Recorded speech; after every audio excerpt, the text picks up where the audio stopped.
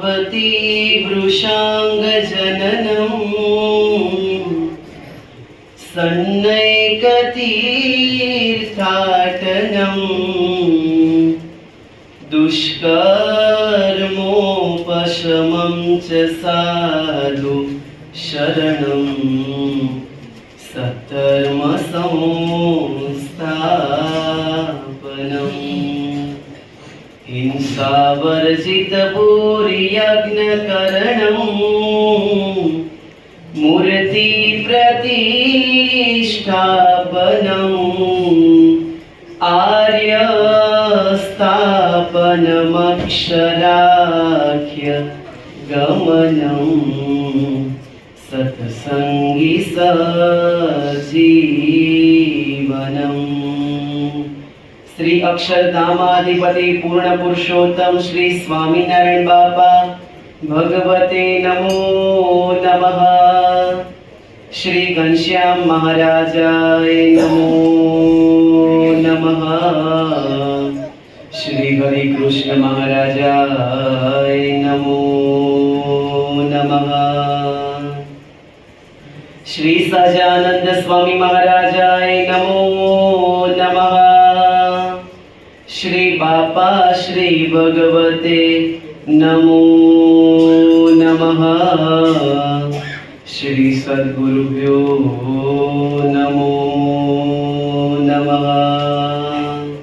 श्री स्वामीनारायण गादी आद्य आचार्य प्रवर धर्म धुरंधर सनातन धर्म सम्राट परम कल्याणकारी जीवन प्राण स्वामी बापा भगवते नमो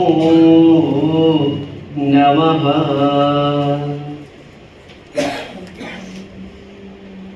स्वामीनारायण हरे संवत 1876 ના માક્ષર સુધી ચતુર્થીને દિવસ શ્રીજી મહારાજ શ્રી ગરડા મધ્યે દાદા કાચરના દરબારમાં સાધુની જાયગાને વિશે રાત્રિને સમય પધાર્યા હતા અને સર્વે શ્વેત વસ્ત્ર ધારણ કર્યા હતા ને પોતાના મુખારબિંદની આગળ સાધુ તથા દેશ દેશના હરિભક્તની સભા ભરાઈને બેઠી હતી। પછી શ્રીજી મહારાજે પ્રશ્ન પૂછ્યો છે, સર્વે સાધનમાં કયું સાધન કઠણ છે?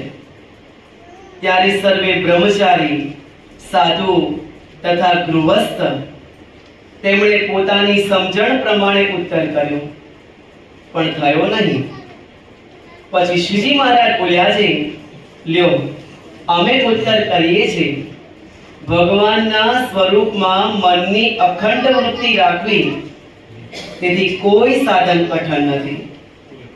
અને જે મનુષ્યના મનની વૃત્તિ ભગવાનના સ્વરૂપમાં અખંડ રહે છે તેને તેથી બીજી અધિક પ્રાપ્તિ શાસ્ત્રમાં કહી નથી। કાં છે ભગવાનની મૂર્તિ છે તે તો ચિંતામણી તુલ્ય છે। જેમ ચિંતામણી કોઈ પુરુષના હાથમાં હોય અને તે પુરુષ જે જે પદાર્થ ચિંતવે તે પ્રાપ્ત થાય, તેમ ભગવાનની મૂર્તિને વિશે જેના મનની અખંડ વૃત્તિ રહે છે તે તો જીવ, ઈશ્વર, માયા ને બ્રહ્મ એમના સ્વરૂપને જો જોવાને ઈચ્છે તો તત્કાળ દેખે છે, તથા વૈકુંઠ, ગોલોક, બ્રહ્મમહોલ એ આદિક જે જે ભગવાનના ધામ છે તેને પણ દેખે છે। માટે ભગવાનના સ્વરૂપમાં અખંડ વૃત્તિ રાખવી તેથી કોઈ કઠણ સાધન પણ નથી અને તેથી કોઈ મોટી પ્રાપ્તિ પણ નથી। સ્વામિનારાયણ સંપ્રદાય અને સ્વામિનારાયણ સંપ્રદાયના વેદ એટલે વચનામૃત ગ્રંથ। દરેક ધર્મમાં, દરેક સંપ્રદાયમાં તેના મૂળભૂત ગ્રંથો તો રચાયેલા જ હોય, પરંતુ સ્વામિનારાયણ સંપ્રદાયની વિશેષતા એ છે કે સ્વામિનારાયણ ભગવાને પોતાની જ હયાતીમાં આ 273 વચનામૃત તે સમગ્ર સ્વામિનારાયણ સંપ્રદાય અને તમામ મુમુક્ષુઓ માટે આ પ્રસ્થાપિત કરી આપ્યા. આ વચનામૃત ગ્રંથ આમ તો મૂળ જોવા જઈએ તો 1200 કરતા પણ વચનામૃત અર્થાત સ્વામિનારાયણ ભગવાને 1200 કરતા પણ વધારે આશીર્વાદ આપ્યા હતા. અને તેવા સમયે શુક મુનિ લેખન કાર્ય કરતા હતા. અને શુક મુનિ સ્વામિનારાયણ ભગવાનના લૈયા બહુ લેખન કાર્ય કર્યું. અને પછી મહારાજે આપણા સંપ્રદાયના અને સ્વામિનારાયણ ભગવાનના સર્વપ્રથમ વારસદાર એવા ગોપાળ બાપા, સત્સંગની માં મુક્તાનંદ સ્વામી, સત્સંગના વિદ્વદ્વર્ય નિત્યાનંદ સ્વામી અને સત્સંગના કવિવર્ય એવા બ્રહ્માનંદ સ્વામી અને સત્સંગના લૈયા એવા શુકાનંદ સ્વામી, આ પાંચે સદ્ગુરુઓને ભગવાન સ્વામિનારાયણે આજ્ઞા કરી કે આ જે 1200 કરતા પણ વધારે જે વચનામૃત લખાણા છે તો તેના ઉપર આપ સંશોધન કરો. કોઈ વખત એકની એક વાત બીજી વખત થઈ હોય તો એ રિપીટ ન થાય એ પ્રકારે આખું વર્ણન કરો. અને સ્વામિનારાયણ ભગવાનની રીત અને રસમ કેવી અલૌકિક.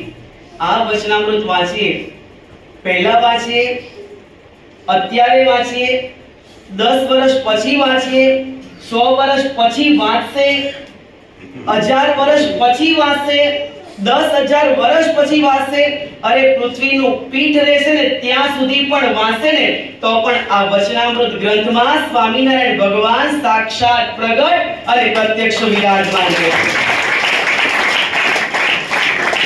કારણ કે આમાં મહારાજનું અલૌકિક સ્વરૂપ પ્રતિપાદિત થાય છે.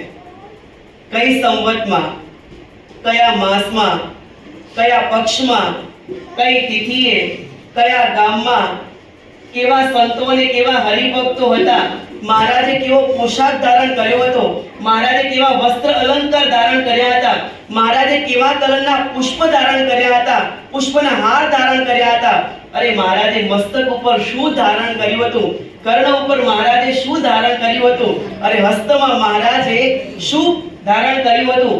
આ તમામ વિશેષતાઓ અને એ મહારાજે જે લીલા કરી હતી અને જેવો સમય હતો ને તેવું ને તેવું આ વચનામૃતની અંદર પ્રતિપાદન કર્યું છે. 273 વચનામૃત ભક્તો કોને કહેવાય? ગરડા પ્રથમ પ્રકરણના 78 વચનામૃત, સારંગપુર પ્રકરણના 18 વચનામૃત 96, કાર્યાણી પ્રકરણના 12 વચનામૃત 108, લોયા પ્રકરણના 20 વચનામૃત કે 18 વચનામૃત કેટલા થાય? 126, પંચાળા પ્રકરણના 7 વચનામૃત 133, ગરડા મધ્ય પ્રકરણના 67 વચનામૃત 200 થઈ ગયા ને 200, વડતાલ પ્રકરણના 20 વચનામૃત 220. ત્યાર પછી વાત કરીએ તો અમદાવાદ પ્રકરણના 8 વચનામૃત 228, જેતલપુર પ્રકરણના 5 વચનામૃત 233, અસલાલી પ્રકરણનું 1 વચનામૃત 234 અને ગરડા મધ્ય અંત્ય પ્રકરણનું 39 વચનામૃત = 273 વચનામૃત.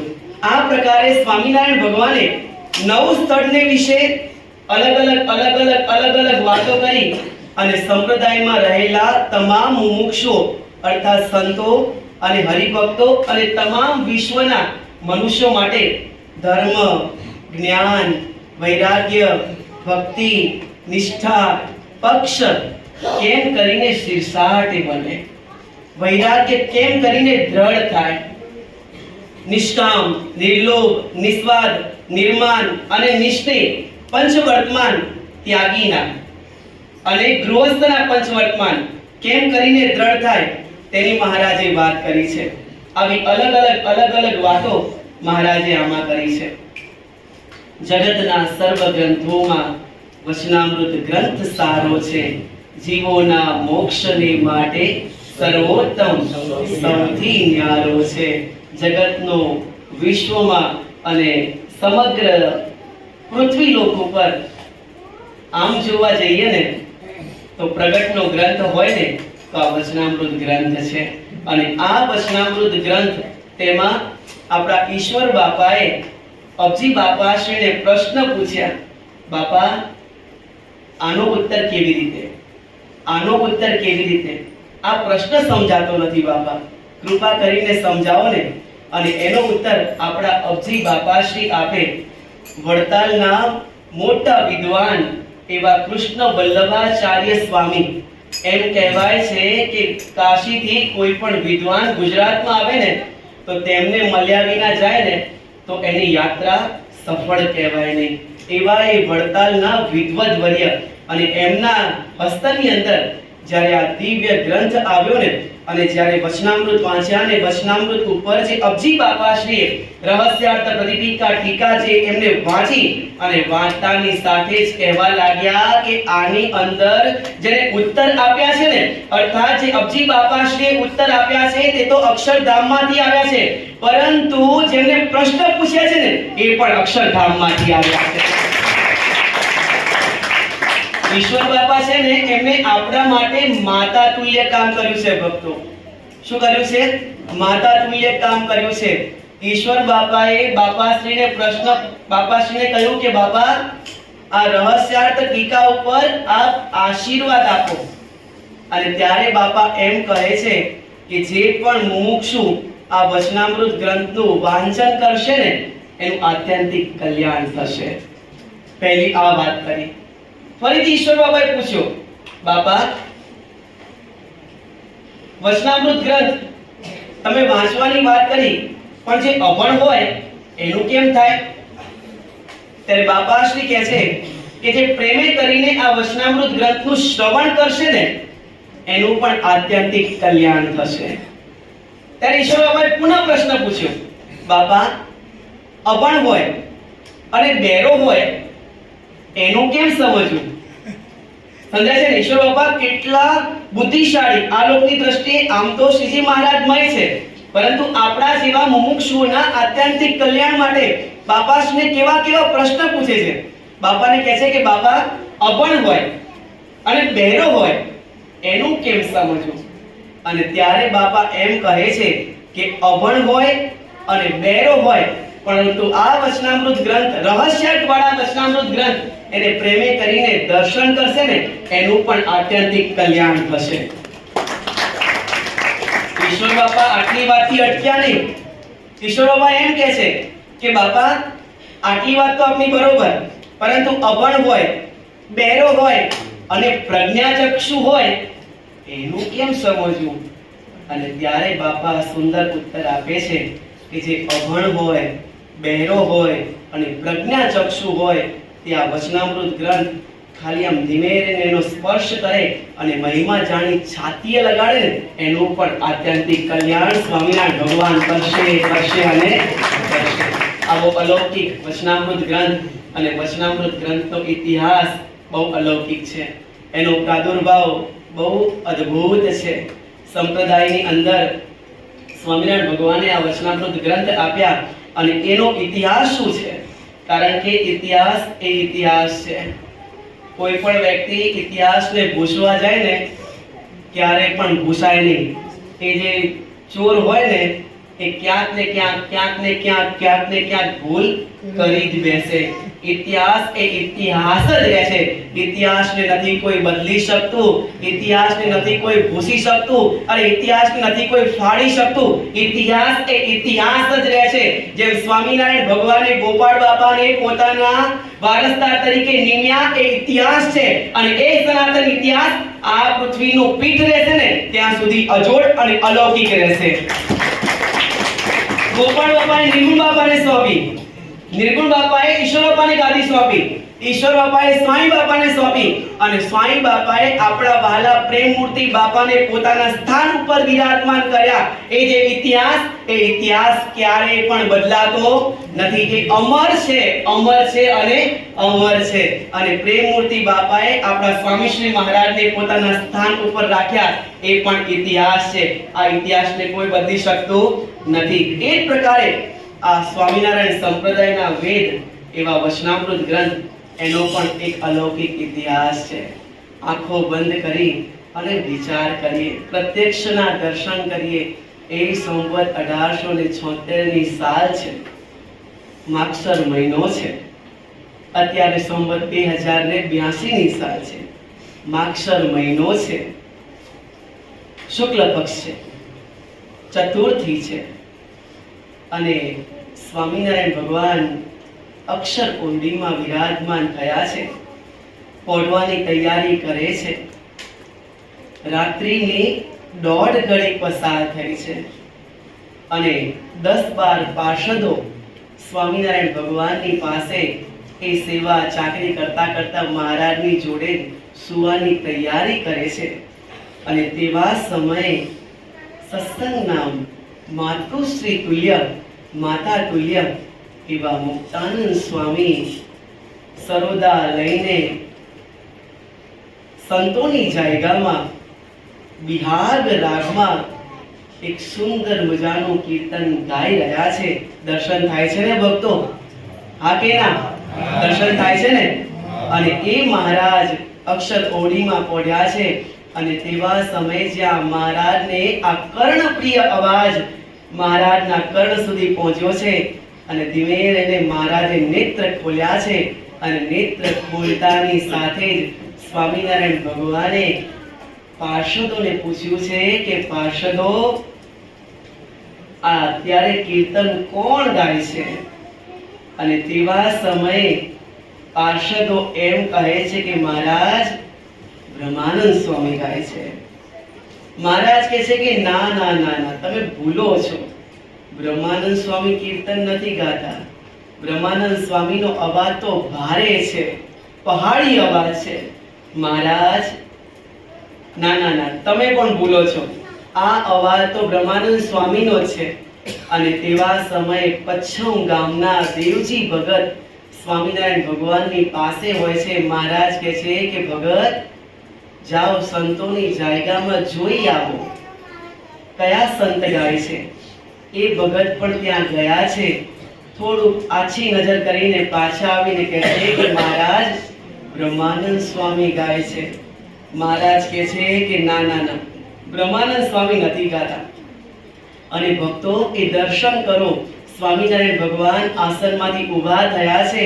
ચાકડી પણ પહેરવા રહેતા નથી અને ચટકનથી ચાલે. મહારાજ અડવાણા પગે ચાલતા ચાલતા ચાલતા ચાલતા ચાલતા એ શ્રીજી મહારાજ સંતોના આશ્રમમાં પધાર્યા છે. અને જે જગ્યાએથી અવાજ આવે છે તે દિશા તરફ સ્વામિનારાયણ ભગવાન પગલા માંડે છે.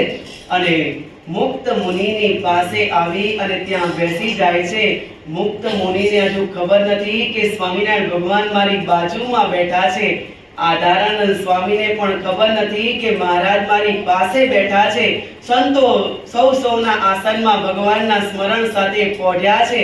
અને ધીમે રહીને મહારાજ જ્યાં વિરાજમાન થયા અને ત્યાં આધારાનંદ સ્વામીના નેત્ર ખુલ્લા થઈ ગયા અને મહારાજના દર્શન કર્યા.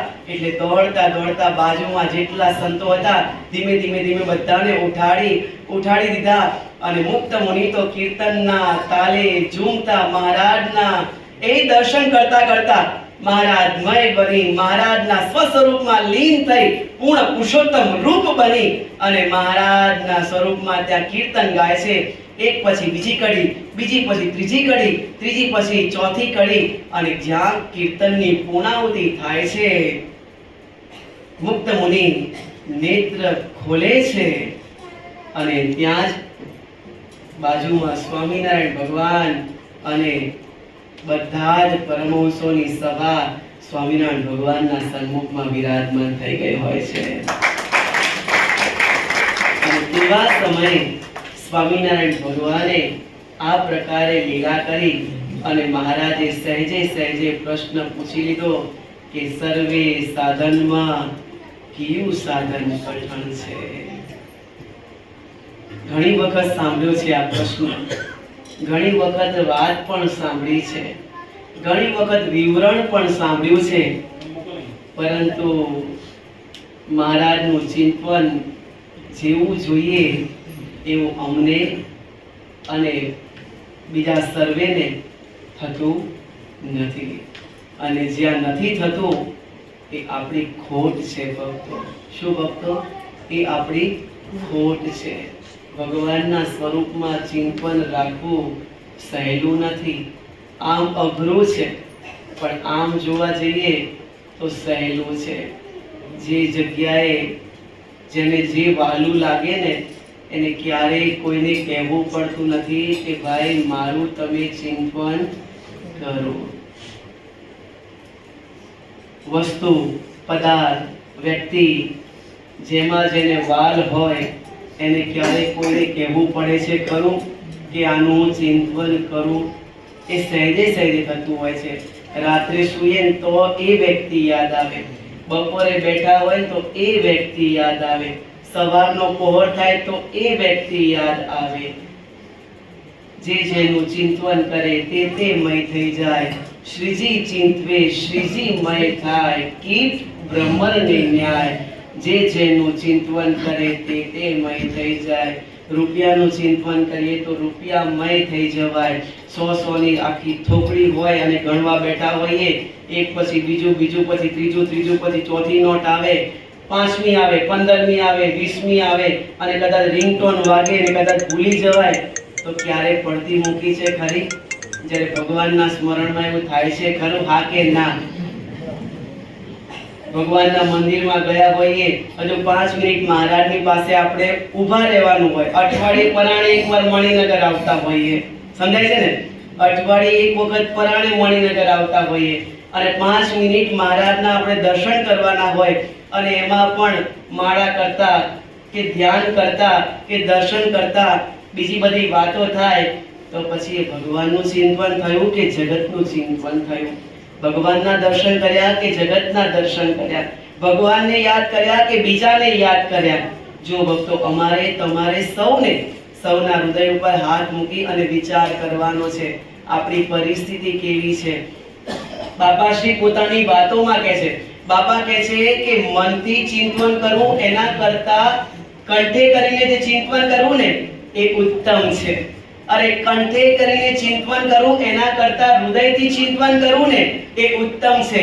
અરે હૃદયથી ચિંતન કરવું એના કરતા નાભીએ કરીને જે ચિંતન કરવું ને એ ઉત્તમ છે. કારણ કે સંકલ્પ અને વિકલ્પ એને ઉઠવાનું કોઈ પણ જગ્યા હોય ને તો નાભી છે. અને નાભીમાંથી ભગવાનનું સ્વામિનારાયણનું નામ યાદ કરીએ. જે સ્વામિનારાયણ નામ લેશે તેના બધા પાપ કપાઈ દેશે. છે નામ મારા શ્રુતિમાં રહેલા, સર્વોપરી આજ ગણાય રેલા. એક નામ સ્વામિનારાયણ નામ. કયું નામ? સ્વામિનારાયણ નામ. એક નામ સ્વામિનારાયણ નામ. અને આ સ્વામિનારાયણનું નામ આપણે જો નાભીએ સહિત ભગવાન સ્વામિનારાયણને યાદ કરી અને આપણે પુરુષોત્તમ રૂપ બની અને એ ચિંતન કરીએ ને તો આપણે શ્રીજી મહારાજની મૂર્તિમય બની જઈએ. વિચાર કરો, અબજી બાપાની વાતોમાં એક સુંદર વાત આવે છે. ભુજ મંદિરના મહંત અચ્યુતાજી સ્વામી, કેટલું ભગવાનનું એમને ચિંતન હતું. સત્તા મળે ને પછી ભગવાનનું ચિંતન ઓછું થઈ જાય. એટલે હોય તો કોઈ એવા હોય તો મોટા હોય તો માફ કરજો, એવું કોઈનો ઉપર નહીં. પરંતુ જેમ જેમ સત્તા વધતી જાય ને, જેમ જેમ રૂપિયો વધતો જાય ને, જેમ જેમ ગુણ વધતા જાય ને તેમ તેમ ભગવાનનું ચિંતન ઘટતું જાય. આ સહેજે આ સમાજનો નિયમ છે, સમાજની પ્રકૃતિ છે. અને પ્રકૃતિથી પર થવું ને એ આપણો ધર્મ છે. શું? પ્રકૃતિથી પર થવું ને એ આપણો ધર્મ છે. સ્વામિનારાયણ ભગવાને આપણને પ્રકૃતિથી પર બનાવ્યા છે. અચ્યુતાજી સ્વામી ભુજ મંદિરના મહંત, ભગવાનનું કેટલું ચિંતન. વાડીએ કામ કરવા માટે જાય, સેવા કરવા માટે જાય. એક દિવસ અચ્યુતાનંદ સ્વામી વાડીમાં સેવા કરતા હતા, કોટનું નિર્માણ કરતા હતા અને તેમાં પથ્થર મૂકતા હતા. એક પછી બીજો, બીજો પછી ત્રીજો, એમ પથ્થર મૂકતા હતા. પથ્થર મૂકતા એવા સમયે ગોવિંદાનંદ બ્રહ્મચારી ત્યાં વાડીએ નાહવા માટે આવ્યા. એટલે ગોવિંદાનંદ બ્રહ્મચારી સહેજે કહેવા લાગ્યા કે સ્વામી, પથ્થર ઊંધો મૂક્યો છે. અને આપણી પણ પ્રકૃતિ એવી હોય ને, કોઈ ખોટું હોય તરત ના કે આ બરોબર નથી, આ પાથરણું બરોબર નથી પાથર્યું, આ વચનામૃત બરોબર ગ્રંથ ગોઠવ્યા નથી, આ ફ્રૂટ બરોબર ગોઠવ્યું નથી. કારણ કે એ સહેજે પ્રકૃતિ છે અને એવી પ્રકૃતિ હોવી જોઈએ. સંપ્રદાયની અંદર ક્યાંય નુકસાન થતું હોય તો સાવચેતી રાખવી એ ધર્મ છે. કે સારું ગોઠવવું એ સંપ્રદાયની પ્રતિષ્ઠા છે, સંપ્રદાયની રીત છે. અને સંપ્રદાયની પ્રતિષ્ઠા એટલે આપણી પ્રતિષ્ઠા. સહેજે વાત છે. ઘરની પ્રતિષ્ઠા એટલે આપણી પ્રતિષ્ઠા. ઘર મજબૂત તો આપણે મજબૂત, અને ઘર મજબૂત ના હોય તો આપણે મજબૂત રહીએ ખરા? આપણું ઘર કયું? મણિનગર ધામ. આપણું ઘર કયું? મણિનગર ધામ. આપણે ક્યાંના નિવાસી? મૂર્તિમાં રહેનારા નિવાસી. અમે રહેનારા રે મૂર્તિ ધામના, કૃપા કરી હરિએ બનાવ્યા રહેનારા રે મૂર્તિ ધામના. આપણે મૂર્તિમાં નિવાસ કરવાનો છે. અને અચ્યુતાનંદ સ્વામી પથ્થર ગોઠવતા હતા, કોટ બનાવવા માટે પથ્થર ગોઠવતા હતા. ગોવિંદાનંદ બ્રહ્મચારી ત્યાં આવ્યા, સ્વામી પથ્થર બરોબર મૂકાણો નથી. અને ત્યારે અચ્યુતાનંદ સ્વામી એમ કહે છે કે બ્રહ્મચારી મહારાજ, આ કોટ માટે તો પથ્થર બરોબર ગોઠવાશે. તમે શ્રીજી મહારાજને અવળા વસ્ત્ર પહેરાવી આવ્યા છો, એને સવડા કરો. કેટલાય હરિભક્તો દર્શન કરવા માટે આવે છે. વિચાર કરો, વાડી ક્યાં, મંદિર ક્યાં? અચ્યુતાનંદ સ્વામી મંગળા આરતી કરીને ત્યાં પહોંચી ગયા છે. આજથી 100-125 વર્ષ પહેલાની વાત. અરે મોબાઈલ, વોટ્સએપ, આ સ્માર્ટફોન એ નીકળ્યા. સ્માર્ટફોન ક્યારે નીકળ્યા? 15 વર્ષ પહેલા. એ પહેલા શું હતું? નાના રિલાયન્સના ડબલા. એના પહેલા શું હતું? વાયર વાળા ફોન, દોરડા વાળા ફોન. દોડે લોકમાં કહેતા કે દોડે વાતો થાય છે. શું કહેતા?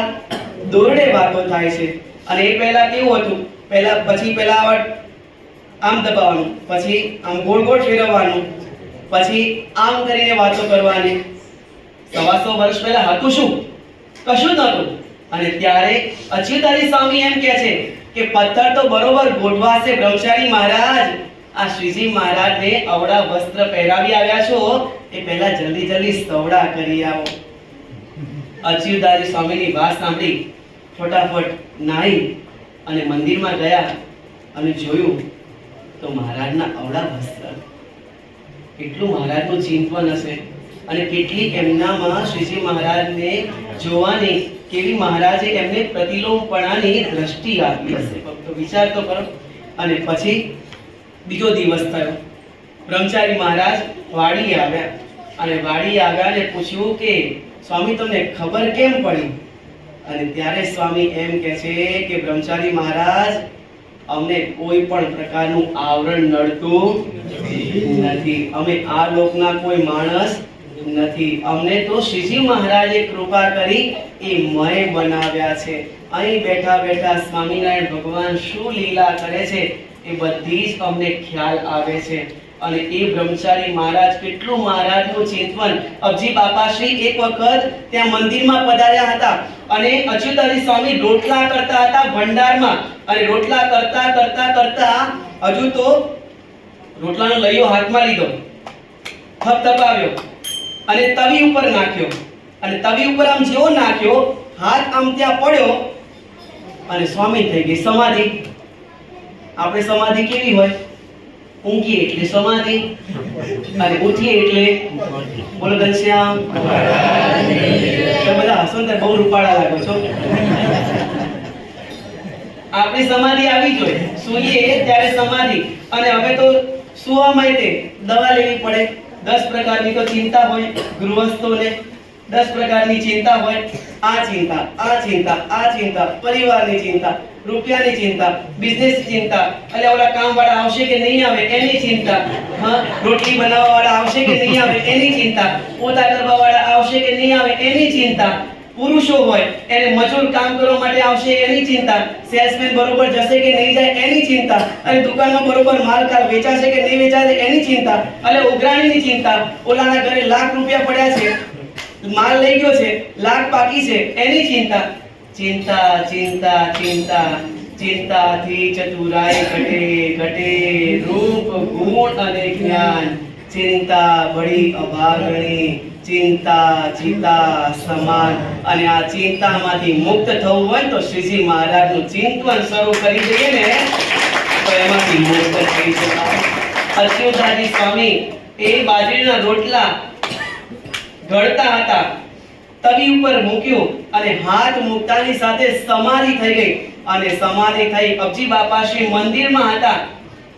અબજી બાપાએ તરત જ રઘુવીર ચરણ સ્વામીને કીધું કે સ્વામી જલ્દીથી ભંડારમાં જાઓ અને અચ્યુતાજી સ્વામીને સમાધિ થઈ ગઈ છે.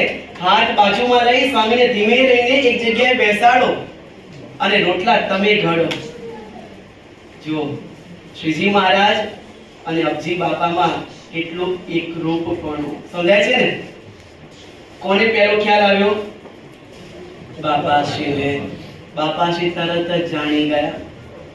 સ્વામી દોડતા દોડતા દોડતા દોડતા ભંડારમાં આવ્યા, હાથ બાજુમાં લીધો, સ્વામીને બેસાડ્યા, રોટલા ઘડ્યા, ભગવાનને થાળ ધર્યા.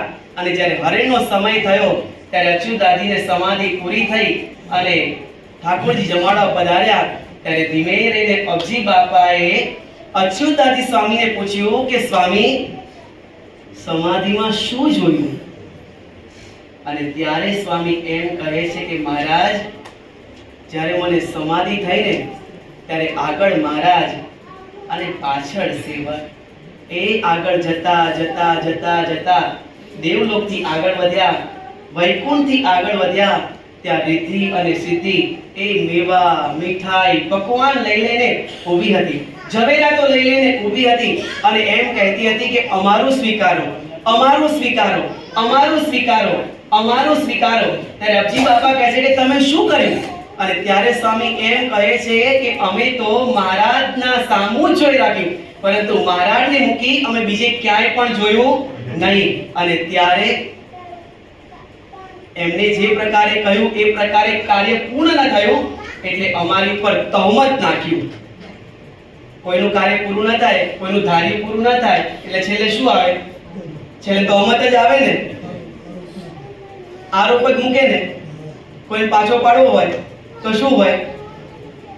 પહેલા સમજાવે, ન સમજે ભાઈ આ તો બહુ ધીમે ધીમે વધવા માંડ્યો તો છેલ્લે શું હોય? ચાહે સંત હોય કે ચાહે ગૃહસ્થ હોય એની ઉપર શેના હાથ મૂકવાના એટલે બધું પૂરું થઈ જાય. એમ જ ને જગતની અંદર અને સમાજની અંદર આમ જ હોય. અને ત્યારે તહોમત મૂક્યું રિદ્ધિ અને સિદ્ધિએ કે ફટ છે તને અને તારા કામને કે તે મહારાજને મૂકી અને અમારી સામું જોયું. અને ત્યારે અચ્યુતાજી સ્વામી એમ કહે છે મહારાજની સામું મેં દ્રષ્ટિ રાખતા રાખતા એમ કહ્યું કે તહોમત તો તને છે અને તારા ધણીને મેં તો મહારાજ સામું જ જોયું છે. કોણ જુએ તને અને કોણ જુએ તારા જેવા પાપને? મને તો મહારાજ મળ્યા છે એટલે હું તો મુક્ત બની ગયો છું. અને મારે તો મહારાજનું એક ચિંતન, વિચાર તો કરો શ્રીજી મહારાજનું કેટલું ચિંતન હશે. અને અચ્યુતાજી સ્વામી મહંત હોવા છતાં પણ સ્વામિનારાયણ ભગવાનનું ચિંતન. સ્વામિનારાયણ ભગવાન આપણને આજ સમજાવવા માંગે છે સર્વે સાધનમાં કયું સાધન કઠણ છે? તો મહારાજ સ્વયં ઉત્તર આપે છે, છેલ્લો ઉત્તર કે ભગવાનના સ્વરૂપમાં મનની અખંડ વૃત્તિ રાખવી એ જ કઠણમાં કઠણ સાધન છે. तुलसी मेरे प्रभु को रीझ भजो या खीज, जो खेतों में बोए उल्टा सुलटा बीज. तुलसी मेरे प्रभु को रीझ भजो या खीज. तुलसीदास जी કહે છે કે મારા પ્રભુને તમે રીઝીને તમે ભગવાનનું સ્મરણ કરો કે ખીજીને સ્મરણ કરો, પરંતુ મારા ભગવાનનું તમે સ્મરણ કર્યું ને એટલે મારા ભગવાન તમારું કામ કરશે કરશે અને કરશે. સ્વામિનારાયણ ભગવાન ગરડા પ્રથમના 23માં સમજાવે છે તે પ્રકારે ખાતા પીતા હાલતા ચાલતા શુભ ક્રિયાને વિશે અશુભ ક્રિયાને વિશે ભગવાનનું ચિંતન કરવું. મહારાજ કહે છે કે જેમ પાણીનો ધરો એક જગ્યાએ ઢોળી આવીએ પછી વળી બીજે દિવસ અથવા ત્રીજે દિવસ તે ઠેકાણે પાણીનો ધરો ઢોળીએ એને કરીને પાણીનો ધરો ભરાય ખરો? ના ભરાય. પણ આંગળી જેવી નાની પાણીની સેરિયલ જો અખંડ વહેતી હોય તો મોટો પાણીનો ધરો ભરાઈ જાય. એક સામાન્ય દ્રષ્ટાંત આપીએ. ક્રિકેટ બધાને વાલું હશે, વાલું છે ને? ક્રિકેટ બધાને પ્રિય છે ને? કોને પ્રિય છે? કોને પ્રિય નથી? વાહ, ધન્યવાદ. બે મુક્તાત્માઓ. ક્રિકેટ ઘણા બધાને પ્રિય ન હોય, ઘણા બધાને પ્રિય હોય. પરંતુ ક્રિકેટ સચિન તેંડુલકર આટલી બધી સેન્ચુરી મારી, પરંતુ આટલી બધી સેન્ચુરી એક વર્ષ રમે અને વચ્ચે 5 વર્ષ ન રમે તો એ સેન્ચુરી મારી શકે ખરો? અને એક ધારું 20 વર્ષ સુધી એની કારકિર્દી થઈ તો 1 રન 2 રન 3 રન 4 50 100 1000 10,000 15,000 કેમ થયું? કારણ કે સળંગ એ પ્રકારે નિયમિતથી એ કરવા લાગ્યા એટલા માટે. તે જ પ્રકારે જો આપણે નિયમિત સ્વામિનારાયણ ભગવાનનું ચિંતન કરીએ. અબજી બાપાશ્રીનું કેટલું મહારાજનું ચિંતન હતું. અબજી બાપાશ્રીને 1164 કીર્તન કંઠસ્થ હતા. ભક્તો વિચાર કરો, 1164 કીર્તન કેને કહેવાય? 4400 કીર્તન. અબજી બાપા સ્વયં કહે છે અમે મંદિરમાં હોઈએ, વાડીએ હોઈએ, ઘરે હોઈએ, ગામમાં હોઈએ, બીજી જગ્યાએ હોઈએ તો પણ સવાર બપોર સાંજ સ્વામિનારાયણ ભગવાનના અમે કીર્તન જે કંઠસ્થ કર્યા છે ને એ થોક થોક બંધની અંદર અમે કીર્તનનું રટણ કરીએ અને આખા દિવસની અંદર 1164 કીર્તન અમે મુખપાઠ સ્વામિનારાયણ ભગવાનમય ભઈ અને અમે બોલીએ. વિચાર તો કરો, 4400 કીર્તન એક દિવસની અંદર બોલવા એટલે કેટલી અઘરી વાત છે. અને અબજી બાપાને સ્વામિનારાયણ ભગવાનનું કેટલું ચિંતન. એ તો શ્રીજી સ્વયં મૂર્તિ હતા છે અને રહેવાના છે, પરંતુ આપણને શીખવવા માટે સ્વામિનારાયણ ભગવાને કેવી કેવી લીલા કરી. બસ સ્વામિનારાયણ ભગવાન આ વચનામૃતની અંદર પહેલું જ વચનામૃત અને પહેલી જ વાત મહારાજ આપણને આ સમજાવવા માંગે છે. બસ આપણે બધાએ પણ સ્વામિનારાયણ ભગવાનનું વધારે ને વધારે ચિંતન કરીએ તો મહારાજ મય બનાય, મહારાજ રૂપ બનાય. ઓલા એક ડોક્ટરને ખાલી 20,000 રૂપિયા એને ખાલી કીધું કે 20,000 નું ઇન્જેક્શન આપવું પડશે અને સામેથી હા પડી ગઈ તો 20,000 20,000 20,000 20,000 20,000 થઈ ગયું ને મગજ છટકી ગયું. ડોક્ટરને આ પ્રકારે થયું. સ્વામી બાબા આશીર્વાદ માંગે છે તે પ્રકારે. બસ આપણે તો આ લોકના પદાર્થમાં નહીં પણ શ્રીજી મહારાજનું એમય થઈ નાભીમાંથી સ્વામિનારાયણ ભગવાનનું ચિંતન કરીએ તો સ્વામિનારાયણ ભગવાન આપણા ઉપર ખૂબ રાજી છે અને વધારે ને વધારે રાજી થાય.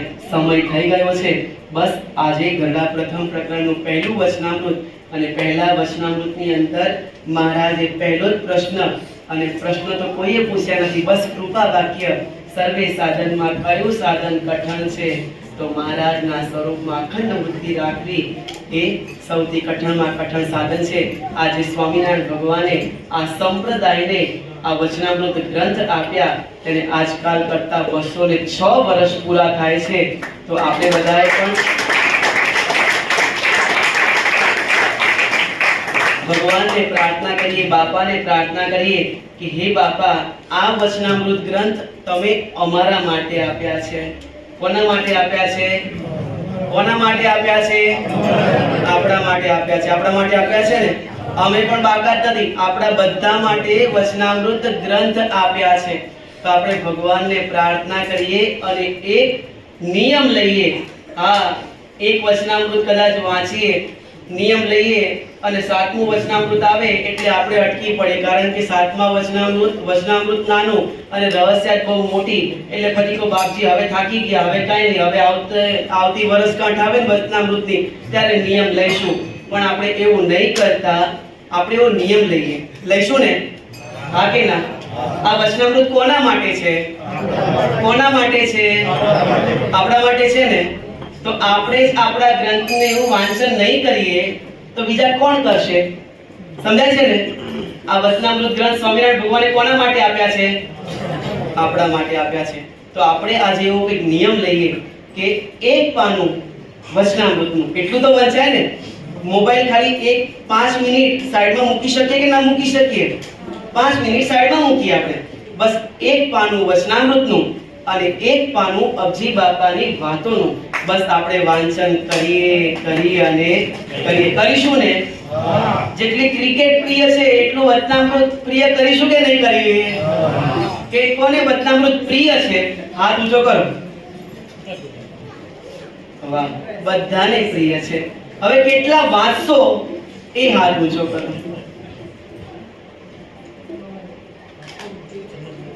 બહુ સુંદર. બસ આ પ્રકારે આપણે બધાએ થોડું વાંચન કરીએ. 5-10 મિનિટ આના માટે કાઢીએ. આપણા જીવાત્માના કલ્યાણને માટે કાઢીએ. ધર્મ, જ્ઞાન, વૈરાગ્ય, ભક્તિ એમાં આપણે કેમ આગળ વધીએ એના માટે કાઢીએ. એક પાનું વચનામૃત ગ્રંથનું અને એક પાનું અબજી બાપાનું વાંચી અને શ્રીજી બાપા, સ્વામી બાપા, પ્રેમમૂર્તિ બાપા અને આચાર્ય સ્વામી શ્રી મહારાજને રાજી કરીએ.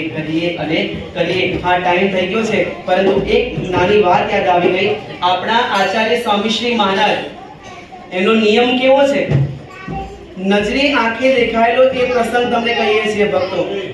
ઘણા બધા પ્રસંગ આપણા સંપ્રદાયની અંદર ઉજવાય છે, તો પણ બાપાનો એવો નિયમ કે પ્રાતઃકાળના નિયમ પૂર્ણ થાય ને એટલે સ્નાન, પૂજા પાઠ, ધ્યાનના નિયમ પૂર્ણ થાય ને એટલે પહેલું બાપા પોતાના હસ્તમાં વચનામૃત ગ્રહણ કરે છે. કોઈ પણ પધરામણી હોય, કોઈ પણ કાર્યક્રમ હોય તો એ બધું પછી મને ગુરુદેવ જીવન પ્રાણ સ્વામી બાપાએ આ નિયમ આપ્યો છે તો મારે એક વચનામૃત અને એક બાપાશ્રીની વાતો પહેલા પૂર્ણ કરવી. એ પૂર્ણ થાય ને પછી જ બાપા પધરામણી કે કોઈ પણ હરિભક્તોનો કાર્યક્રમ કે કોઈ પણ મંદિરના કાર્યક્રમની અંદર ઇન્વોલ્વ થાય છે. આજની હાલની તારીખમાં 72 યર ઓલ્ડ તો પણ બાપા આ પ્રકારનો નિયમ છે. તો ભક્તો, આપણે તો ગુરુદેવના શિષ્ય છીએ, આચાર્ય સ્વામી શ્રી મહારાજ પ્રેમમૂર્તિ બાપાના શિષ્ય છીએ અને આવા સમર્થ જ્ઞાન મહોદધિ સ્વામી શ્રી મહારાજના આપણે બાળકો છીએ અને એમાંથી આપણે થોડું ગ્રહણ ન કરીએ. અમને એક વાત યાદ આવે. સ્વામી શ્રી મહારાજ જ્યારે ગાદી ઉપર વિરાજમાન નહોતા થયા ને તે પૂર્વે બાપા સંતોના હોલમાં પહોંચ્યા હોય ને અને રાત્રે સંતો 1:30-2 વાગે કદાચ ક્યાંક વોશરૂમ જવા માટે ક્યાંક નીકળ્યા હોય અને જોવે તો સ્વામીનું આસન ખાલી હોય. એ વખતે જીતુ બાપા આસન ખાલી હોય અને તરત જ વિચાર કરે ક્યાં ગયા સ્વામી. બહાર આવીને જોવે ને તો કાં તો હસ્તમાં માળા હોય, કાં તો હસ્તમાં ટેબ્લેટમાં વચનામૃતનું વાંચન કરતા હોય.